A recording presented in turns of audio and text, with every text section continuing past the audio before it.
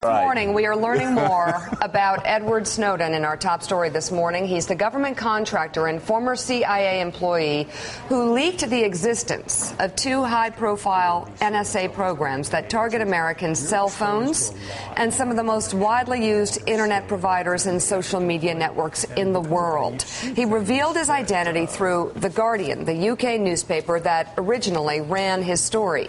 He's 29 years old and reportedly packed up his Hawaii apartment and moved suddenly to Hong Kong in May, claiming a need for medical treatment. He'd been on a consulting job for the NSA for less than 3 months, and in an interview with The Guardian's Glenn Greenwald and filmmaker Laura Poitras, he says he never expects to see his home again, adding his eyes are wide open about what might lie ahead. I could be, rendered by the CIA. I could have people come after me or any of their third-party partners. We've got a CIA station just up the road in the consulate here in Hong Kong, and I'm sure they're going to be very busy for the next week. And that's a fear I'll live under for the rest of my life, however long that happens to be. You can't come forward against the world's most powerful intelligence agencies and be completely free from risk, because they're such powerful adversaries that no one can meaningfully oppose them. If they want to get you, they'll get you in time. Director of National Intelligence James Clapper has called the leaks gut-wrenching.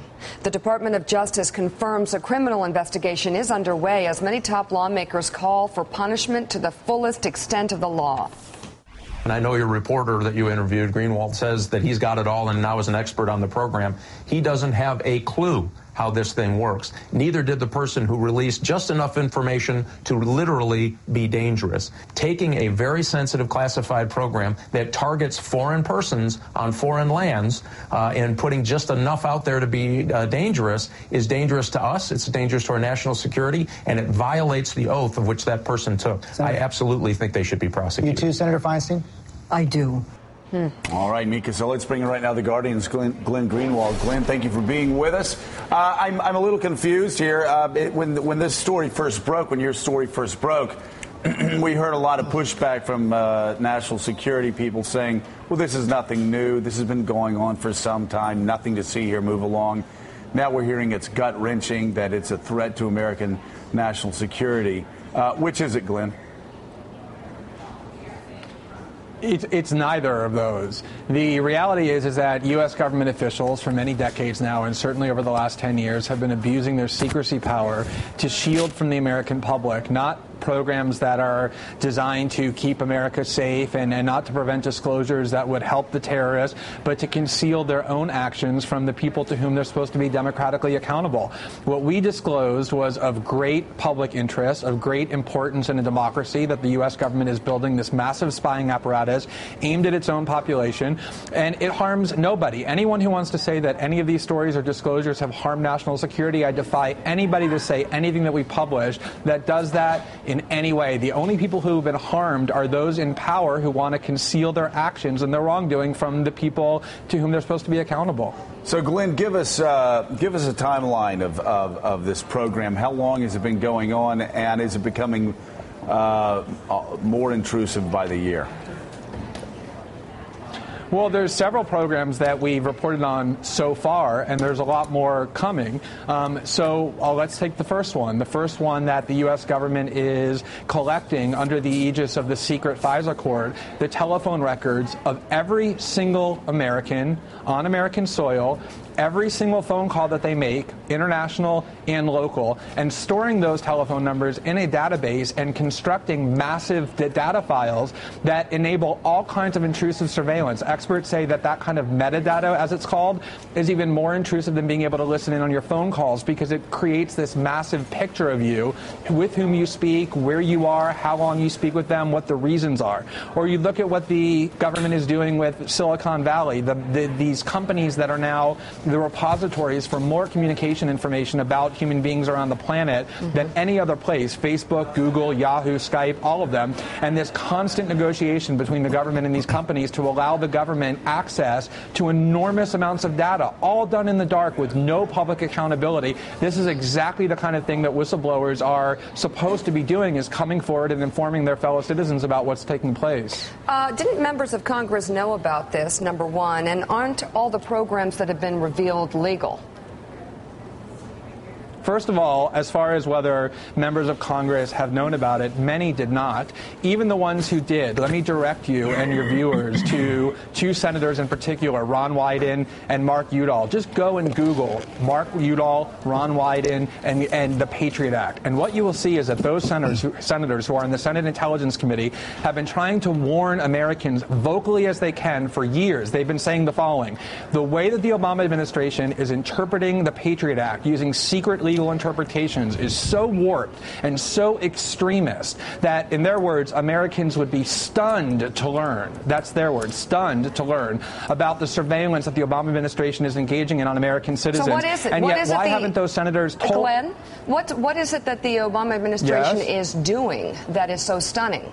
Can you tell us exactly what they're seeing? I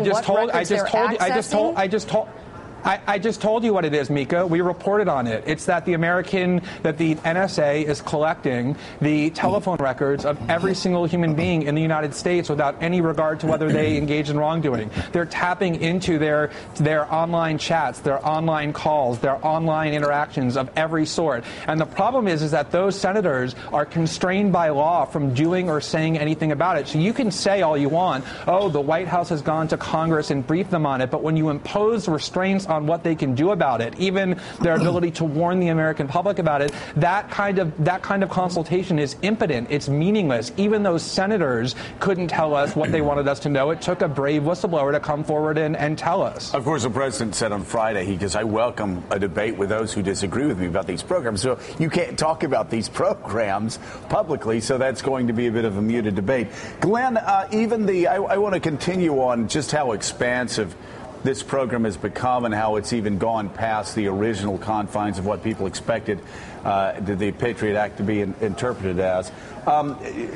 James Sensenbrenner, who is a Republican, very conservative Republican, who is the author of the Patriot Act, says this goes well beyond what he and others anticipated the Patriot Act to be used for. Can you give us some more specifics about just how much more expansive from what you've told? I mean, I'm sure we're going to learn much more in the coming weeks and months, and so many things that we're being told right now will end up not being true as well, because that's the way stories like this go. But from what you know right now, how has this administration and the Bush administration expanded the Patriot Act well beyond what the authors intended originally? So let me just answer that in two ways. So if you go back and read the debates about the Patriot Act when they were first introduced, the reason the Patriot Act was so controversial was because it was always the case in the past that in order for the government to be able to target individuals and convince a court to let them have access to their records, you had to have probable cause that the person was engaged in wrongdoing. And what the Patriot Act did was it lowered that standard. So it said now all you need is a reasonable basis to believe that the person is involved in wrongdoing before you can get their records. And that was incredibly controversial. It was considered a radical departure from the way that the United States is supposed to work. But even back then, nobody thought, and just go read the debates about the Patriot Act in late 2001, early 2002, nobody had any inkling that the government would ever use the Patriot Act not to target specific individuals and say there's reasonable basis or probable cause to believe they're wrongdoing, but to use the Patriot Act to say this entitles us to collect records for every single American, regardless of whether or not we've done anything wrong. That was never the intention, even by the radical people who advocated the Patriot Act, that is how it would be used. And that's what Senator Wyden and Senator Udall have been saying. And let me just say one other thing. More broadly speaking, what the NSA is, we are putting trillions of dollars into developing extremely sophisticated technology. The idea, the objective of this is to enable the NSA to monitor every single conversation and every single form of human behavior anywhere in the world. And if that is something that we want our government to be doing, we should have an open debate about that, not have it done in secret. An incredibly important question that affects all of us. We have to put it in perspective. I want to bring Richard Haas in, but quickly, I just want an answer yes or no. Isn't it the case that reviewing of emails or any wiretapping cannot take place without an additional warrant from a judge and a review? I mean, it's not like there's haphazard probing into all of our personal emails. Can we put this into context so we understand exactly what's going on?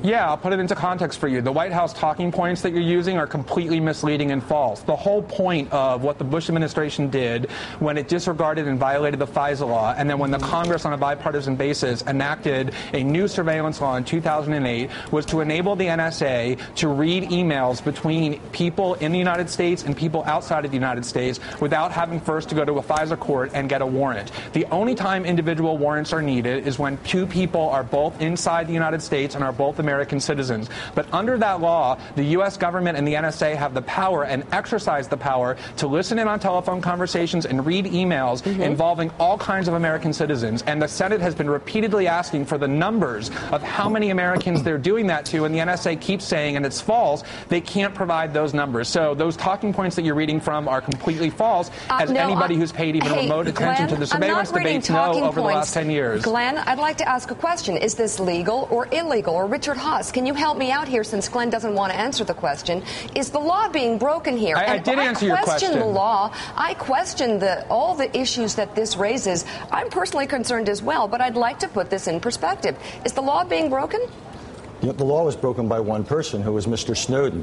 Now, you might think the law is unwise. You may think the policy is unwise. And if that's the case, there are mechanisms for challenging it. I also think, I mean, the way the law is being interpreted right now is so excessive compared. There's no way in the world. It's amazing. There's no way in the world Congress would have passed this law for the fall of 2001 if they had known this is where we're going to end up. Congress has had many chances, though, to roll it back. That's the way things work.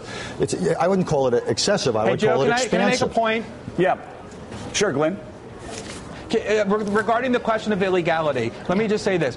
The ACLU and other groups have been trying for 5 years now to go into court and challenge the constitutionality of the surveillance law by claiming that it violates the Fourth Amendment. We do have a constitution in the United States regarding searches and seizures. And the U.S. government has successfully blocked any challenge on the grounds that, well, we keep it a secret who it is that we eavesdrop on. And because we keep it a secret, no one person can say they've been eavesdropped on and therefore doesn't have standing in court to challenge the law. So if you want to talk about legality, the Obama Justice Department has repeatedly blocked courts from ruling on the legality, namely the constitutionality of this law. If they think it's so legal, let there be a challenge in court. Don't stop raising procedural issues to have the case thrown out, and let a court decide whether or not this really is legal. And if it's legal, so be it. But there has been no adjudication because they haven't allowed one. Glenn, we have 3 more people who want to ask questions, and we have like 8 seconds. So let's get moving. Good. Let it breathe. Richard Haas, go ahead. Yeah, Glenn, you said the purpose of this is to empower NSA. I thought the purpose of this was essentially to make the United States safer.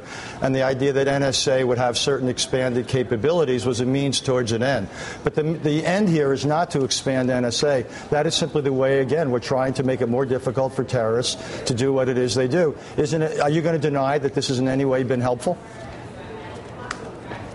Yeah, the lesson of the Church Committee from the 1970s was that when you allow people in government to spy on Americans in the dark with no accountability and not make them go to warrants, they abuse that power. And that's exactly what's happened. It's rampant abuse, and it needs sunlight. And that's why this person came forward, and it's why we wrote our stories. Glenn, it's Willie Geist. You've said, and you just said again, that sunlight is the best disinfectant. We ought to know everything that our government is doing. Where is the line for you? Because a lot of people have pointed out there is a line at which the public shouldn't know about some matters of national security. As you study these things, and you've been on it for a long time, years and years, where is that line for you? Should the public know everything that's going on? And if not, what shouldn't the public know? Yeah, no, the source himself, Mr. Snowden, went through lots of things and decided that he would withhold lots of documents that would just be harmful for its own sake with no harm. He turned those documents over to us and asked us to be judicious about exercising journalistic assessments, and we've done so. We've purposely withheld all kinds of things that would enable other countries to improve their eavesdropping capabilities, that would uncover the existence of covert agents, things that would actually directly harm people. What we've done is we've published the things that they've marked top secret that don't harm any national security, but that conceal what they're doing from the public.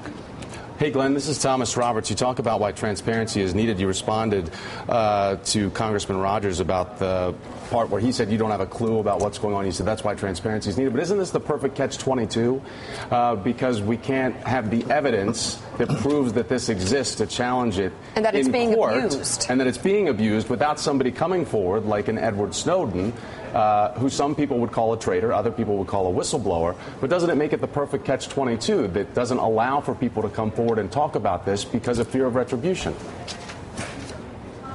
Yeah, I mean, I think that's such the crucial point is that, remember, the Obama administration has prosecuted whistleblowers, including ones who came out of the NSA, more aggressively than all prior administrations. In fact, they've prosecuted whistleblowers under the Espionage Act at double the number of all presidents combined previously, worse than George Bush, worse than Richard Nixon. And the purpose of that is to create this climate of fear where people are petrified of coming forward because they don't want to end up prosecuted or like Bradley Manning or now like Edward Snowden. And it takes extreme amounts of courage to do what he did, but it's the only way that we get transparency because that's the way the government has set it up is the wall of secrecy behind which they operate is impenetrable and it's a real menace to democracy. Glenn, what makes Bradley Manning any different from Edward Snowden? Because Bradley Manning's on trial right now. There's not been one press badge released. This is going on a trial in complete secret, his military court-martial right now, but the press is not allowed in to know exactly what's going on. But what makes Snowden any different from Bradley Manning? Because Manning is widely considered to be a traitor, not a whistleblower. Well, I consider him a whistleblower and a hero, and lots of other people do around the world as well. But if you ask, and the fact that his trial has been kept so secret and that he was sort of disappeared and not heard from for 2 years is one reason why Mr. Snowden was so concerned and wanted to speak out and got himself out of the United States to do that. But if you ask him what the difference is, he will say that he spent months meticulously studying every document. When he handed us those documents, they were all in very detailed files by topic. He had read over every single one and used his expertise to make judgments about what he thought should be public, and then didn't just upload them to the internet. He gave them to journalists who he knew and wanted to go through them each one by one and make journalistic judgments about what should be public and what wasn't, so that harm wouldn't come gratuitously, but that the public would be informed, and that he was very careful and meticulous about doing that. All right, Glenn Greenwald, thank you very much for coming on the show this morning. Thank you, Glenn. Thanks for having me. Now, fascinating. Yeah, but look, the use of the word whistleblower seems to me way incorrect here. Whistleblowers are people who uncover wrongdoing within their, say, agencies or organizations. This is not wrongdoing. This is U.S. policy. You may disagree with it. He violated his oath. He had an oath he signed when he dealt with classified information. If you disagree with it, then there's ways to deal with it. That's what Congress is there for. They have oversight. This is not a whistleblower. This is someone who's going to make the United States, I believe, less safe because it's now terrorists are going to have new ways of working around our ability to capture information. We wake up one day, Richard, I understand what you're saying. I mean, for all of us, growing up, espionage used to be when the CIA agent would meet his KGB counterpart and hand over files, and 10 agents of our agents would get killed in Russia, scattered across Russia. In this case, this impacts, I mean, the federal government is becoming so massive, the NSA apparatus so massive, so advanced, that they're going to be able to tell, and they probably can right now, everybody you've talked to, where you are at all times. Same with you, Richard. All of our patterns, all of everything. And you know what? Everybody goes, this is always the attitude, well, if I'm doing nothing wrong, I've got nothing to worry about. Well, that's just bull. But meanwhile, we're a society nowadays that's confused by what our privacy means because we live online, we tweet everything, we put our status updates in Facebook, we add locations to it. We tell everything that we're doing. I'll tell you, Willie and I don't add locations. You don't add locations? Yeah, you keep your privacy to yourself. You just tweet from Fenway, basically your seats. Willie, should I just speak for myself? Yeah, I think so. Okay. Yeah. But I mean, this is a legitimate debate. But this is a legitimate debate, and what the president called for was the public conversation about security versus privacy. We only are having this debate because of the either you say the traitor or Glenn would say the whistleblower. He had limited information. He's 29 years old. He worked for the CIA and the NSA for a limited amount of time. It is hard to put into perspective exactly where this stands. I know we're talking about extreme behavior or behavior of revealing information that was beyond anticipated. But is the law broken? I don't think so. I think we all knew this was happening. Not to this degree, and I'll tell you what. Why not? It scares me to think because they say it's top secret and nobody can know anything, and we didn't know it was going to this degree, and it scares me to think of just how quickly it would have accelerated if this information hadn't come out now and gotten at least some Americans concerned. Now, most Americans, Mika, want this to be done. That's and right. have absolutely no problem with it. That's kind of, I think, the bottom line is that if you really talk to people, they sort of have a hard time with it because they don't want it not done. But they don't want Tap to. every phones, drop drones wherever you want. I'm not saying that. No, that's what a lot of people say. Wait until the next terrorist attack. Exactly. Thank you. Come in. Let's just, Well, that's the trump card. Thank you there. You just got I to know go to the someone bottom used of the that sack card. and just put that joke Coming up right on Morning the deck. NBC's Chuck Todd with more information on the response to the NSA leak. And later, how long can you go without your smartphone? Not that long. Don't look at me. I would love to just throw mine away. Researchers asked some students to give up their devices for just one day, and they called it the most horrible experience of their life. That's a good line. The implications of a finding like that ahead, and what it means about the next generation. Broadway producer Jordan Roth takes us behind the scenes of last night's Tony Awards. He'll be bringing with him both his Tony Award and some kinky boots. Up next, your top stories in the political playbook. You're watching Morning Joe, brewed by Starbucks.